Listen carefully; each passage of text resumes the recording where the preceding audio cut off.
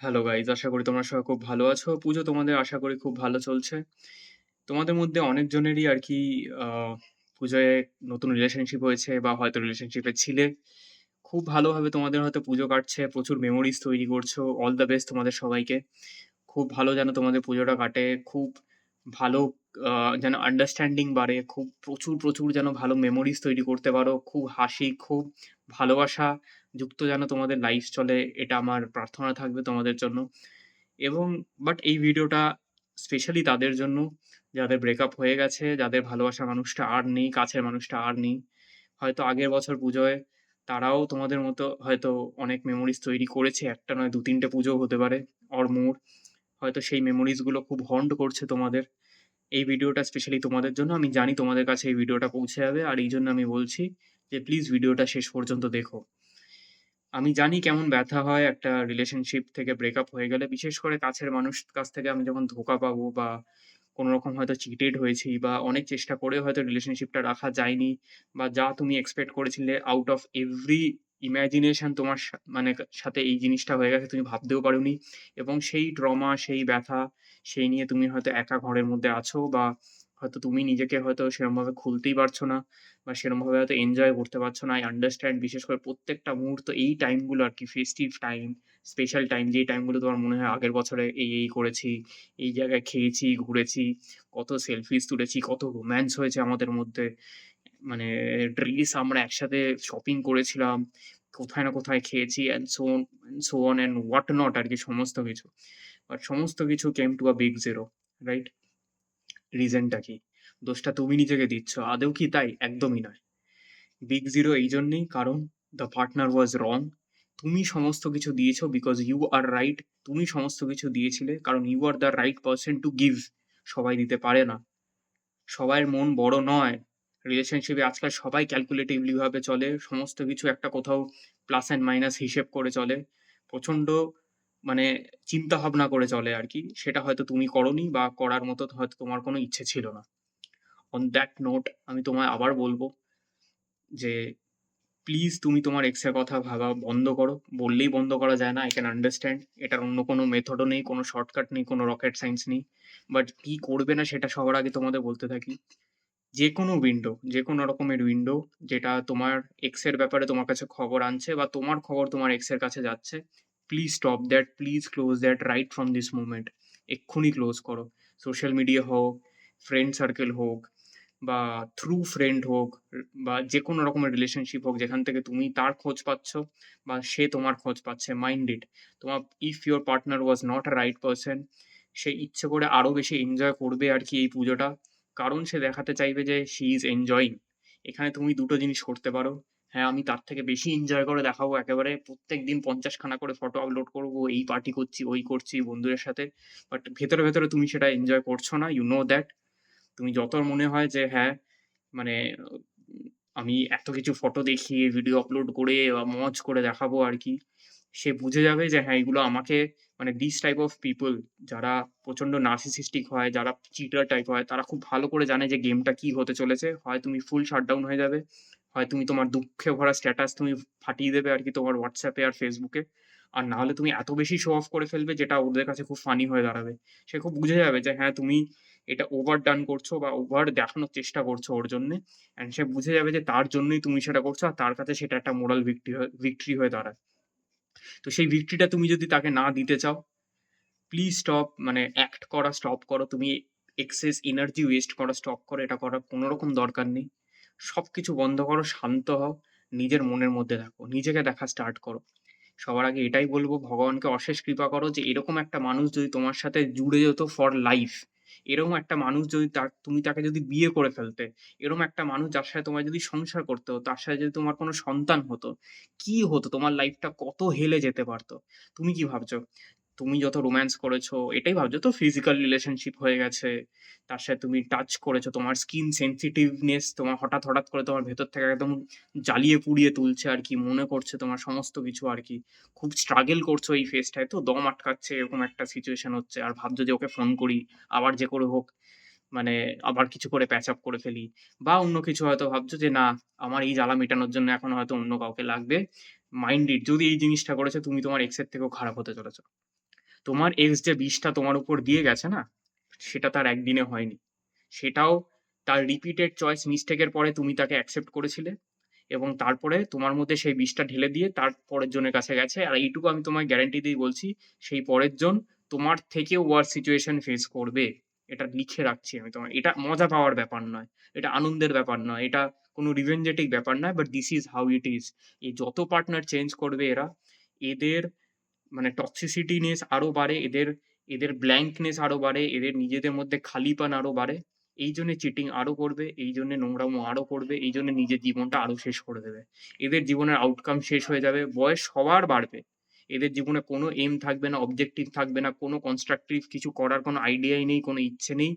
বা ৫ মিনিটের জন্য এরা নিজেদের দিকে আয়নায় তাকিয়েও তাকাতে পারে না যে আমি জীবনটা কি করে বেড়াচ্ছি। You think they are proud of what they have done? Absolutely not. দেখতে পারে না বলেই সারাক্ষণ ওয়ান পার্টনার টু আরেক পার্টনার। আর তুমি এটাই ভাবছো যে ৬ মাস ধরে আমি কাঁদছি, ১ বছর ধরে আমি কাঁদছি, ও ২ মাসে কি করে আরেকজনের হাত ধরে বেরিয়ে চলে গেল? কি করে হলো? এই জন্যই হয়, কারণ সেটা তার অভ্যাসে আছে কোথাও না কোথাও। সেটা তোমার সাথেও মানে তুমি থাকতেও হয়তো হয়েছে, তুমি হয়তো জানোনি বা জানার হয়তো এখন আর দরকারও নেই। প্লিজ ডু ওয়ান থিং, এই ডোরস অ্যান্ড উইন্ডোজ গুলো ক্লোজ করো। সে যেন তোমার কোনরকম ভাবে খোঁজ না পায়। তুমিও যেন তার কোনরকম ভাবে খোঁজ না নাও। সেকেন্ড, ইমিডিয়েটলি নিজের মধ্যে দেখার চেষ্টা করো। মায়ের কাছে পুজো দাও। আমি এইটুকু বলবো, পুজো দাও। কালকে অষ্টমীর সকাল, প্লিজ গো। এই ভিডিওটা যার, যার কাছেই পৌঁছাবে, যেকোনো দিনই যাও না কেন, মায়ের কাছে যাও। পাড়ার কোনো খালি পুজো থাকলে না, যেখানে একটু লোকজন কম হচ্ছে, ওখানে গিয়ে একটু ০.৫ ঘন্টা বসো।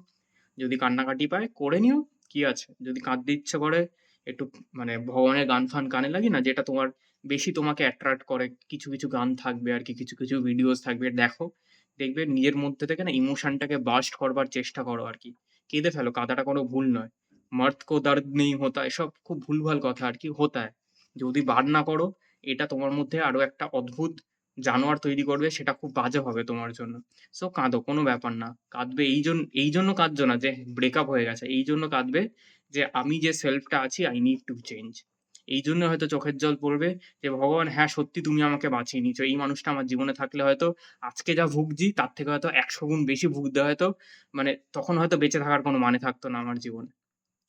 যদি এই জিনিসটা না চাও, প্লিজ বলছি নিজেকে দেখো, নিজের দিকে তাকাও এবং সেলফ রিয়ালাইজ করো আমি কোথায় বেটার হতে পারি। একটা কথা মনে রাখবে, ভগবান তাকেই বেশি দুঃখ দেবে, তাকেই বেশি কষ্ট দেবে, যার মধ্যে থেকে ভগবান নতুন কিছু, যার কোয়ালিটিসটাকে সে এমপ্লিফাই করতে চাইছে। যার মধ্যে যে স্পেশাল, যে chosen, তাকে কি করে তৈরি করবে? তাকে তো ভাঙতে হবে রে বাবা। তুমি একটা পাথর। তোমাকে যদি একটা স্কাল্পচার এ তৈরি করতে হয়, একটা সুন্দর স্কাল্পটিং মডেল এ তৈরি করতে হয়, তাহলে তো ভাঙতে হবে ছেনি হাতুড়ি দিয়ে। সেই ভাঙার কাজটা হচ্ছে তোমার সাথে। ওইজন্য বলছি একা থাকতে শেখো। প্লিজ কারোর সাথে জুড়ে যেও না। কোনো নতুন মেয়ের সাথে কথা বলা শুরু করে দিও না। কোনো নতুন ছেলের সাথে কথা বলা শুরু করে দিও না। ২ দিন পর সেই অ্যাটাচমেন্ট শুরু হবে। সেই সেক্সুয়াল টেনশনস আসতে শুরু করবে। সেক্সুয়াল টেনশন তো আরো বেশি করে আসবে। যদি ফিজিক্যালি তুমি তোমার আগের নার্সিসিস্টিক পার্টনারের সাথে যদি কোনো রকম থেকে থাকো, খুব কুইকলি চলে আসবে। আর এটা একটা নেশার মতো আরকি। এই নেশা থেকে তোমায় বেরোতে হবে। এই টক্সিসিটি থেকে তোমায় বেরোতে হবে। এই বিষটা যে ঢেলে আছে, এই বিষটা তোমার ভিতর থেকে ঝেড়ে বার করতে হবে, and this will take some time। আর এই টাইমের মধ্যে please, please do not engage with someone. কেননা তুমিও সেম ভুলটাই করবে যেটা তোমার এক্স গার্লফ্রেন্ড বা এক্স বয়ফ্রেন্ড করে এসছে। কিন্তু হয়তো তোমার ফিউচার পার্টনার সেটা ডিজার্ভ করে না। আর তুমি যদি একবার এই ভুলটা করে ফেলো, কোনোদিন কারোর সাথে কোনোদিন মেন্টালি ভাবে তুমি মন থেকে কোনোদিন আর কোনো দিক থেকে কারোর সাথে তুমি আর জুড়তে পারবে না। আর এটা একটা অভিশাপ। এখনই বলছো হয়তো যে, "ভাই আমি তো এখনই কারো সাথে জুড়তে পারছি না।" ইম্পসিবল। হ্যাঁ, দরকার নেই। তুমি বুঝে গেছো না যে হ্যাঁ, রিলেশনশিপটা অ্যাকচুয়ালি কি? আমার কি করা উচিত? আমি আমার ভালোবাসাটা ভুল লোককে দিয়ে আমি এখন ড্রেইনড আউট। ইটস অলরেডি ওকে। আমি এখন ড্রেইনড আউট। আমি দেওয়ার মতো জায়গায় নেই। ইটস অলরেডি ওকে। এটা প্রচন্ড পারফেক্ট। এটা কোনো অসুবিধাকর জায়গা নয়। এটা ভুল নয় যে তুমি এখন ড্রেইনড আউট। তার মানে এটা নয় আমি যার তার হাত ধরবো কারণ আমি এখন একলা। আমি আমার একলাপনটা আমি কোনরকমভাবে সহ্য করতে পারছি না বলে আমি যার তার হাত ধরবো। নেক্সট চয়েস এর থেকেও খারাপ হবে। নেক্সট চয়েস এ হয় তুমি ওর সাথে খারাপ করবে, নয় ও তোমার সাথে আরো বেশি খারাপ করবে। মানে বা সিচুয়েশনই এমন তৈরি হবে যেটার জন্য তোমায় আরো বেশি ভুগতে হবে। Please don't do it. একলা থাকতে শেখো, নিজেকে এনহ্যান্স করো। আমি এইটুকু বলব। 1% করে নিজেকে চেঞ্জ করো। এটা মায়ের সামনে প্রণাম মানে চাও যে ভক্তি যাতে বাড়ে, ই বিদ্যা যাতে বাড়ে, বুদ্ধি যাতে বাড়ে এবং তুমি যেন চেঞ্জ হও। Change is very important. নিজে যদি চেঞ্জ হও কোনো রকমভাবে, আর টক্সিক পার্টনার তুমি অ্যাট্রাক্ট করবে না তোমার লাইফে। একটা জিনিস বোঝো, 1% করে প্রত্যেকদিন যদি চেঞ্জ হও না, 1% এভরিডে, ৩৬৫ দিন পর, ১ বছর পর তুমি 365% তুমি চেঞ্জ হচ্ছ। ২ বছর পর তার ডাবল, ৩ বছর পর কত? Multiplied by 3। তো এত পার্সেন্ট তুমি যদি চেঞ্জ হতে পারো, 1000 টাইমস তুমি যদি চেঞ্জ হতে পারো উইদিন 2-3 ইয়ার্স, গুডনেস তুমি ৩ বছর পরে তুমি যখন ভাববে না যে ৩ বছর আগে আমি কি করছিলাম বোকামি, কান্নাকাটি, এই সেই, এই মানুষগুলোর জন্যে বা এই মানুষটার জন্যে, তুমি হাসবে নিজের দিকে তাকিয়ে। সাকসেস তোমার জন্য ওয়েট করছে। খুব বড় একটা অবজেক্টিভ তোমার জন্য ওয়েট করছে। একটা ইউনিভার্সাল কল তোমার জন্য ওয়েট করছে। হয়তো অনেকজনের হেল্প তোমার জন্য ওয়েট করছে। সেই দিকে তাকাও। Please realise your potential. ভগবান কোন দিকে তোমাকে ঠেলে নিয়ে যেতে চাইছে সেই পথটার দিকে তাকাও। একা থাকতে হবে এই জন্যে, একা থাকতে জানতে হবে, একা থাকতে শিখতে হবে। আমি এমন বলছি না যে সারা জীবন তুমি একা থেকে যাও।